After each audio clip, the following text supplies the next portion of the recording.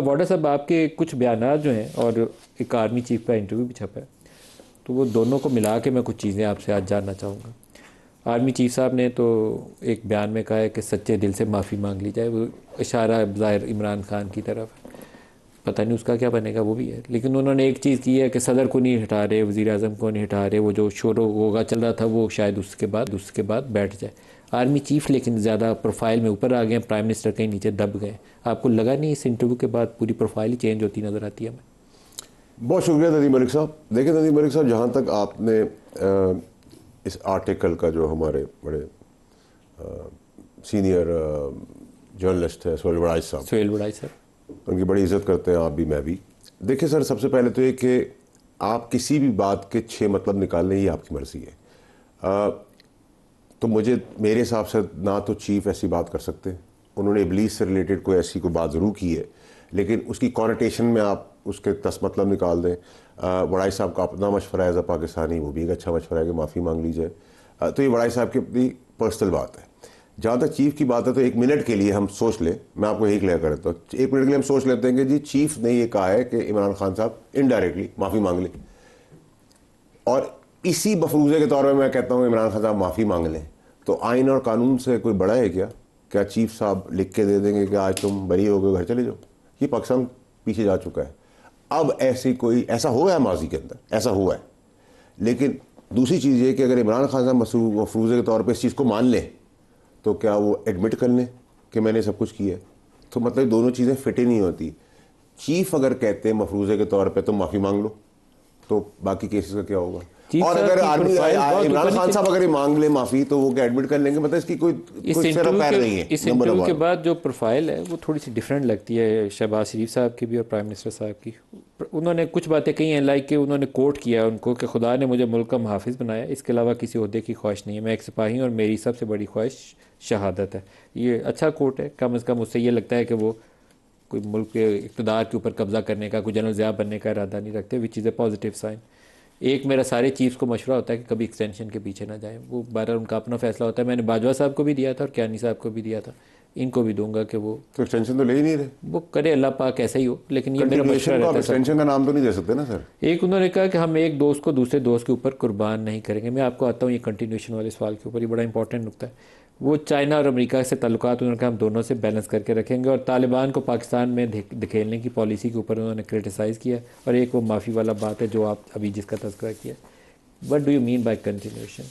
देखिए सर, मैंने आपको ये तो आर्टिकल तो क्लियर कर दिया। दूसरी बात ये कि बैन अवी तौर पर क्लियर नहीं होगा, इससे चलेगी इस पे बहस, लेकिन मेरा नहीं ख्याल इस बहस को फर्दर क्लैरिफाई कर दिया जाएगा, क्योंकि ये इंटरव्यू एक तो काबिल इज़्ज़त है वड़ाई साहब, उसका 1-on-1 इंटरव्यू नहीं हुआ है, नंबर 1। सर जो उनका वो हवाला है ना, वो शैतान वाला, वो आदम की तख्लीक और शैतान ने वो जो सजदे से इनकार कर दिया इसलिए शैतान बना, वो काफ़ी सिग्निफिकेंट है। साथ बैठे हैं, वो खैर अपनी बारी पे खुद जवाब दे लेंगे। मैं तो आप कंटिन्यूएशन से क्या मरा? देखिए, दूसरी चीज़ ये कि देखिए बैन-अल-अक़वामी तौर पे तो चीफ ने अपनी जो काबिलियत है, चाहे वो जंग के मैदान में हो, चाहे वो इकनॉमिकल फ्रंट में हो, चाहे वो इस खित्ते के अमन की बात हो जिसमें ईरान वॉर इंक्लूसिव, मेरी नज़र में अपना लोहा मनवा ली है। तो इंटरनेशनली तो he is been recognised as a team player, और अगर मुझे नाम मुनासिब डेमोक्रेटिक वर्ड मुनासिब नहीं लगता, लेकिन एज ए टीम लीडर या टीम हेड जो पाकिस्तान के ऊपर गोल पे गोल पाकिस्तान के लिए करते आ रहे हैं, कामयाबी लेके आ रहे हैं। पाकिस्तान को फतह दिया, उस पर तो सबकी इज्जत है, हम सबको इज्जत की नज़र से और बल्कि बढ़ गई है उनकी इज्जत। तो मैं बड़ी क्लैरिटी से आपको ये कहना चाहता हूँ सर, कंटिन्यूएशन से क्या मराद है? मैं आ रहा हूँ सर उस पर, आपका एम्फेसिस मुझे पता है उसी के ऊपर है, मैं आ रहा हूँ। मैंने इसीलिए ट्वीट किया था, मुझे पता था इसमें लोगों को बहुत परेशानी, तो मैंने कहा बस से ख़त्म कर दूँ बीच में। नंबर 1। नंबर 2 सर ये कि देखिए, ये जो पाकिस्तान की जो फ़ौज है ना, ये पाकिस्तान की आवाम की फ़ौज है, किसी के बाप की जागीर नहीं है, ना ही किसी सियासतदान की नौकर है। इसका अंदर भी क्लैरिटी रखें। सारा पाकिस्तान सेलिब्रेट करता है, पाकिस्तान की फ़ौज सारे पाकिस्तान की फ़ौज है, किसी एक की नहीं, ना किसी एक जमात की, ना किसी एक लीडर की। जहाँ तक आपने कहा एक्सटेंशन नहीं लेनी चाहिए, बिल्कुल नहीं लेनी चाहिए। तो एक्सटेंशन का तो ना जिक्र है, ना कोई बात हो रही है। ये तो एक वसवसा छोड़ा जा रहा है। मैंने आज ही के ट्वीट में, कल ही के ट्वीट में बताया कि पाकिस्तान की तरक्की के तसलसल कंटिन्यूएशन के अंदर जो माजी, आज और आगे आने वाले दिनों में जो सियासतदान, NGOs पाकिस्तान की फ़ौज को बदनाम करके पाकिस्तान की तरक्की को पीछे डालते रहे हैं, वो रगड़ दिए जाएंगे। सियासतदान रगड़ दिए जाएंगे। मैं क्लैरिटी से बात कर रहा हूँ, कोई भी हो, आप हो, मैं हूँ, कोई भी हो, ठीक है सर। मैं तो उसमें नहीं हूँ। कौन से सियासतदान रगड़ दिए जाएंगे? जिन्होंने माजी में सब काम किए हैं, और जो अगर आज करने की कोशिश करेंगे तो आज भी कर दी जाएगी। बहुत सारे, वो सारी पॉलिटिकल पार्टीज का बैकग्राउंड भूले तो ना आप। ऐसा तो नहीं हो सकता कि सर आज आप पीटीआई की चीजें लेके बैठे हुए तो बाकियों का माजी भूल गए, सब भूल गए। नून लीग और पीपल्स पार्टी के बंदे भी रगड़े में आएंगे सर। अगर मैं और आप नून लीग और पीपल्स पार्टी के बंदे जो है वो आसमान से उतरे हैं, अगर वो करेंगे जो माजी में अगर उन्होंने किया और वापस करेंगे तो वो भी रगड़े में आएंगे। हमाया सर, ये आप भी इस पे रिएक्शन दे दें अपना, एक इंटरव्यू के ऊपर भी और एक कंटिन्यूएशन की जो वजाहत इन्होंने किया अभी वाडा साहब ने। बिस्मिल्लाहिर्रहमानिर्रहीम, या का नाबुदु व इय्याका नस्तईन। देखिए इंटरव्यू में अब मुझे नहीं पता कि जो वड़ाइच साहब ने एज एन इंटरप्रेट करके कुछ बताया है on behalf of the chief of army staff या फील्ड मार्शल साहब, उन्होंने जो बताया वो सही है, या वावड़ा साहब ऑन बिहाफ ऑफ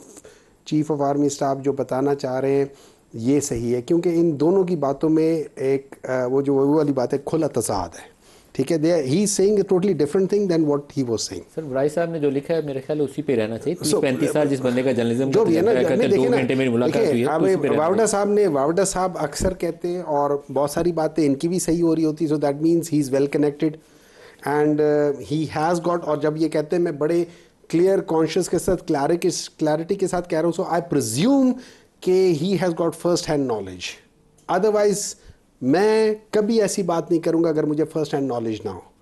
सो ठीक है, so as much as Waraich sahab connected हैं या उनके साथ बात हुई है, आई प्रिज्यूम वावड़ा साहब की बात को सामने रखते हुए कि इनकी भी 1-on-1 हुई है। सिर्फ ये कि ये अनऑफिशियल तरीके से वो करे, उसने ऑफिशियल तरीके से किया।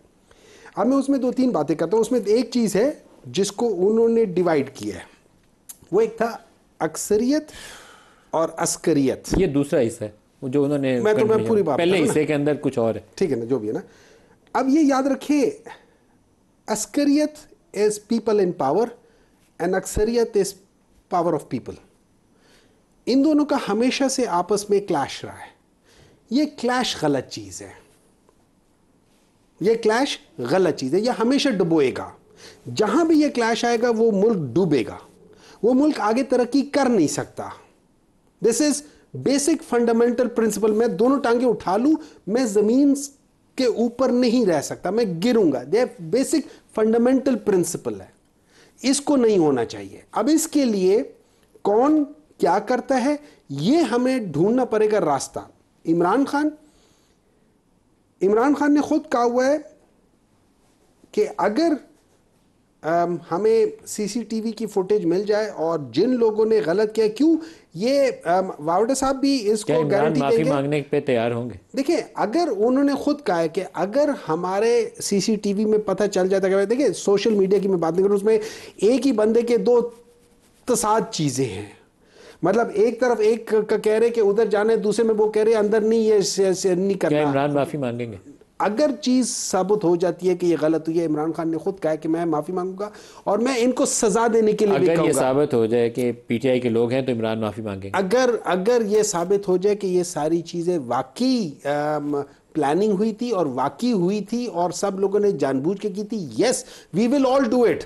फिर आप सब माफी मांगेंगे। लेकिन उसमें ये ना होना कि मैं और आप और वावड़ा साहब बैठे हुए या इसके टेबल के नीचे एक बंदा छुपा हुआ और ना आपको नजर आए, ना मुझे नजर आए, ट्रांसपेरेंटली हो जाएगा ना। वो तो किसी पुलिस वाले को मेज के नीचे नहीं छुपना उसके लिए, वो ट्रांसपेरेंटली, लेकिन ये साबित हो जाए तो फिर इमरान माफी मांगेंगे। एग्जैक्टली, ये आपकी ऑफिशियल, उन्होंने खुद कहा हुआ है, मैंने नहीं कहा हुआ है। ठीक है, उन्होंने खुद कहा हुआ है। लेकिन ये इंपॉर्टेंट स्टेटमेंट है। आबिद शेर अली साहब जो एक और हिस्सा जिसकी तरफ इशारा कर रहे हैं वाडा साहब, वो कहते हैं कि रगड़े जाएंगे सारे लोग जो गलत काम करेंगे। उसमें नून लीग भी शामिल है, पीटीआई भी शामिल है, पीपल्स पार्टी भी शामिल है, कोई एक्सेप्शन नहीं है।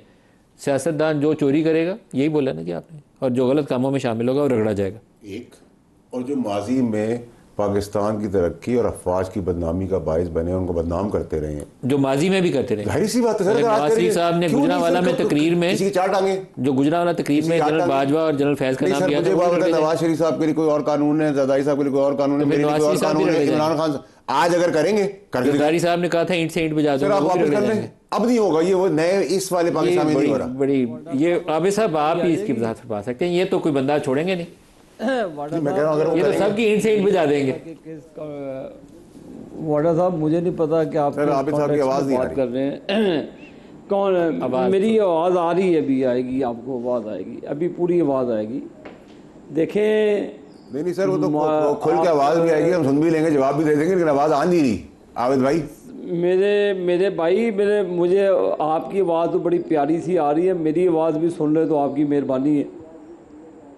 अब आ गई सर, आ गई सर, स्पीकर प्रॉब्लम थी सर। देखिए अब हमारी जो लड़ाई थी वो जनरल मुशर्रफ के ख़िलाफ़ भी रही है, डट के रही है, और किसी को वो उससे ढकी छुपी भी नहीं है। जनरल बाजवा के ख़िलाफ़ भी लड़ी, फैज़ हमीद के ख़िलाफ़ भी लड़ी, जिन्होंने आइन तोड़ा, जिन्होंने आइन शिकनी की। अब वाडा साहब आप पता नहीं, मेरे भाई आप भी माजी में बड़े प्रो बाजवा होते थे, आपने वो टेबल पे वो बूट भी रखा था, मुझे भी शायद मेरी याददाश्त अभी इतनी कमज़ोर नहीं है, अगर मुझे याद हो मैं अभी भी उस पर खड़ा तो देखिए मैं भाई आप खड़े रहें, आपको सूट करता है, आप 200 मरतबा खड़े हैं, हमने तो आपको मना नहीं किया है, आपकी अपनी सोच है। लेकिन हमें क्यों आप चाहते हैं कि हम अपनी फ़ौज के ख़िलाफ़ जाएं, क्यों नून लीग को आप क्या समझते हैं कि नून लीग फ़ौज के ख़िलाफ़ जाए? मुझे आपकी बात की कोई बड़ा सा समझ नहीं आई। या तो आपने एक कार्ड खेला है कि वाई क्यों किस सिचुएशन में, वजह बताएं कि हम क्यों अपनी मुसल्लह हमने अपनी फ़ौज के ख़िलाफ़ कभी ना थे ना कभी होंगे इंशाअल्लाह ताला। अपनी फ़ौज के बारे में तो कभी भी नहीं नेगेटिव। हाँ, जो इन पर्सन आ जाए, जनरल मुशर्रफ का आप करैक्टर उठा लें, जनरल बाजवा का ले लें, एक लड़ाई लड़ी, पूरी भरपूर तरीके से लड़ी, किसी से डर के नहीं लड़ी। मेरे वालिद ने जनरल मुशर्रफ के माशाल्लाह में 3.5 बहादुरी के साथ काटे, कोई गिला नहीं है, काटे सजाएं हुई। उसके बाद सुप्रीम कोर्ट ने उसको हमें ऑनरेबली एग्जॉनरेट कर दिया, किसी ने नहीं वो साहब देना। 3.5-4 साल शेर अली साहब ने जेल में काटे, मेरे बड़े भाई ने। हमने बददियानती नहीं की अपनी, हमने कभी फ़ौज के ऊपर हमला नहीं किया। लेकिन एक इंसान जिसने जमहूरियत का गला दबाया, ठीक है, हर अच्छाई बुराई हर डिपार्टमेंट में होती है। आप कहें कि जी सारे डिपार्टमेंट दूध के दूल्हे हैं, सियासतदान ही बुरे हैं, तो ये आपकी सोच हो सकती है, मेरी सोच मुख्तलिफ है।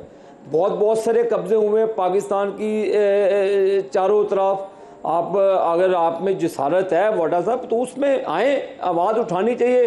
करप्शन के ख़िलाफ़ बिल्कुल उठाएं, कब्ज़ा माफिया के ख़िलाफ़ बिल्कुल उठाएं, क्यों नहीं उठानी चाहिए। लेकिन मेरे भाई आप माज़रत के साथ पार्टियों को नथी ना किया करें। आप मेरे भाई हैं, एहतराम का रिश्ता। आबिद भाई अब मैं जवाब दे दूं सर? आप मेरे प्यारे भाई, आपकी इजाज़त तो मैं अभी मैं ख़त्म कर लूँ, मैं ख़त्म कर लूँ, फिर आप ज़रूर दीजिएगा। तो मेरे भाई आप हमें हमारा कंपैरिजन ड्रॉ ना करें।